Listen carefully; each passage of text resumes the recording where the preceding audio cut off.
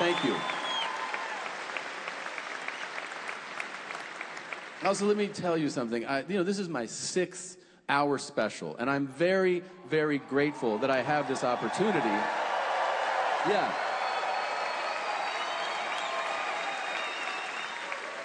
I tell people a lot, and it's true, that I really didn't think this was in the cards for me. I didn't think about this ever when I started out in entertainment. I really thought the highlight of my career was many, many years ago when I booked the international campaign to be the spokesman for Subway. Now, that's a real thing. That really happened to me. It took 10 auditions. And when I got the call that I had booked this job, I had the same thought that many of you are probably having right now, which is, what about Jared, Jared, the now former spokesman, was really prominent in advertising at this time. So when I got the call that I was the new spokesman, I asked them, I was like, wait, am I replacing Jared? And they were like, fuck no. See, if you don't know this man's story, he used to weigh 500 pounds. And he would go to his local Subway, and he would order a 6-inch turkey sub, and he'd go on long walks. And over the course of several years, he lost nearly 300 pounds. Well, Subway did a one-time commercial that was so successful, they named him the permanent spokesman. But the problem was...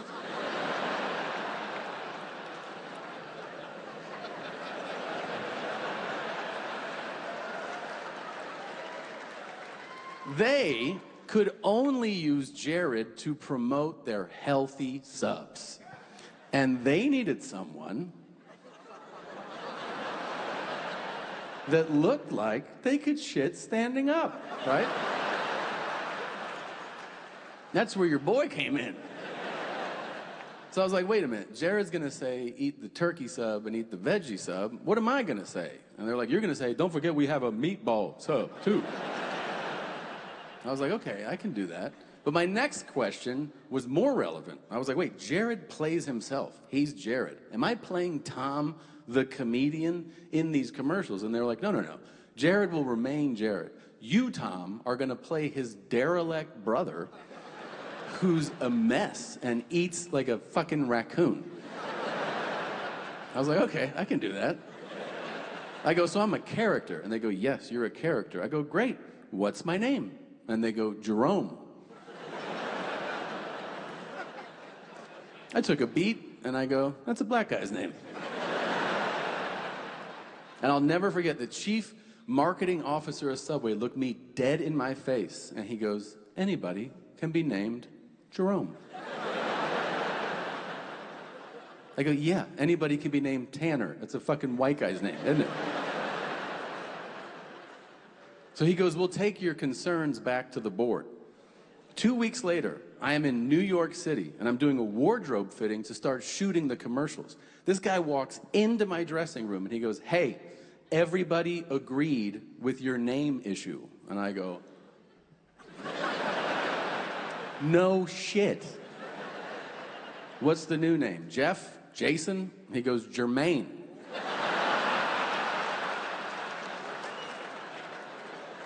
I go, that is way blacker. Am I wearing gold fronts in these commercials? He goes, it's settled, I don't want to talk about it. I go, okay. And then we shot commercials, you guys. We shot a bunch of commercials. And then we went on hiatus, and we were gonna shoot 6 more commercials to launch this massive campaign. Well, the marketing guy resigned, a new guy came in, and he killed the ads. So I got the call. They go, it's over. These are never gonna air. You don't get the contract. This is not happening. And I got so depressed. I was like, this was my big shot. It slipped through my fingers. I'm never gonna have another opportunity like this again. I just couldn't see the light. And then, about 10 years went by. And one day, I turned on the television, and our old buddy Jared was on TV too, only it wasn't a Subway commercial. It was the evening news. And they were reporting that Jared was being sentenced to 19 years in prison for child pornography. And I dropped to my knees. I was like, thank you, Jesus. Thank you for taking that away when you did. I'm sorry I ever doubted you. I will never do it again. Because if that campaign had aired, it would have been 10 years of us doing commercials together, being on billboards together, doing public appearances together. And the day that awful news dropped about him, all of you would have seen me on the street and been like, hey, Jermaine!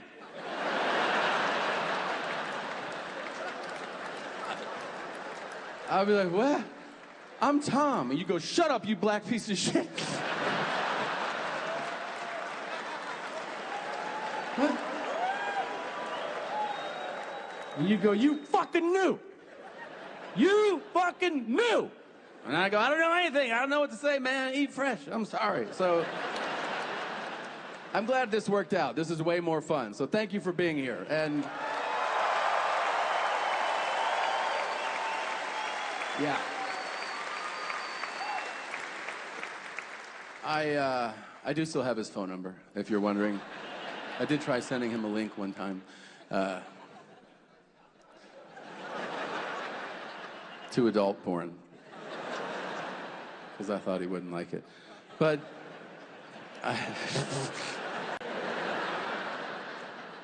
I've always had a fascination with languages. If you don't know, half my family is from South America. They're from Peru. I've been going there, yeah.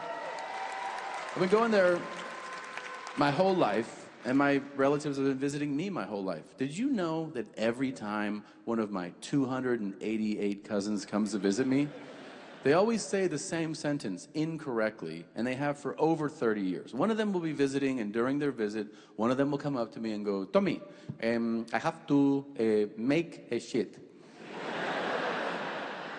And I go, I understand. And if you speak any Spanish, you realize what's happening. It's a literal translation. Because in Spanish, you would say hacer, which is to make, which, to be fair to all Spanish speakers, it is exactly what you are doing. You are, in fact, making shit. But I always correct them to be polite. I go, yeah, we don't say that here. Here we say I have to take a shit. And they always go, why? I will not take it anywhere. I go, yeah, your logic is sound, but if you keep saying I'm making shit in the toilet, someone's gonna call the cops, so just follow my lead.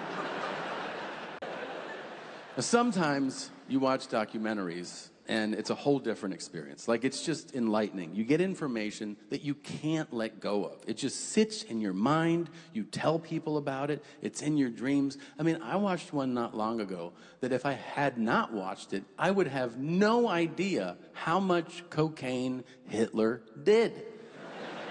No idea. Like, everybody knows the Third Reich was on meth. You know that, right? The entire German army, they were on meth during World War II. Picture that. 100,000 German soldiers marching through the Ardennes forest, supposed to take 6 days, and they did it in 28 minutes. That's meth. You imagine you're sitting in a cabin in Belgium just drinking fucking milk, I guess. And you hear, un Audition, and you're like, holy shit. A la mer. And I mean, that's, you ever been around somebody on meth? I have. It's unsettling. They never stop talking. They want to fuck everything. And those are Americans. Can you imagine what these kinky-ass Germans were like? Just, oh, I want you to suck me dry. Hey! Gunther, back off.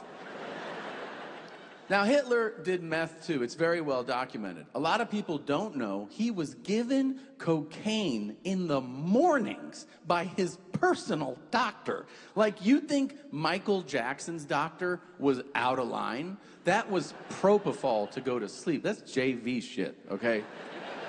Like, I want to go to sleep. Oh, fuck. Hitler would wake up, and then his doctor was like, good morning, my Führer, and fucking... and he was like, ah, Jews! Dude, to start your day with an 8-ball and a heart full of hatred is wild. Here's what I really want to know. Why am I learning about this at 46? I feel like every little kid should know this. You know, like kindergartners should come up to all of us and be like, do you know how much cocaine Hitler did? You don't think that's the best deterrent story for a kid? I do. When I was a kid, they go, don't do coke. And you go, why? And they're like, that's what rock stars do. And you're like, oh, okay. You mean like Slash and Eric Clapton? And they're like, yes, they're up till 6 a.m. and they're shaving their bodies. And they're fucking girls. Is that what you want to do? And you'd be like, boo. Anybody else do coke? Yeah, Martin Scorsese. You're like, yeah, that fucking worked out. How about a bad guy? We don't have any. Well, there is this one. I don't know if you've heard of him. His name is Adolf fucking Hitler. He was doing mountains of coke. By the way, he was having the same dumb conversations your friends have.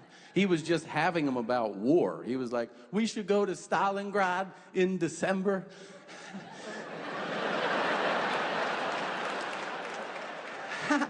And we'll fuck them up. Hey, look at my mustache. I cut off the side.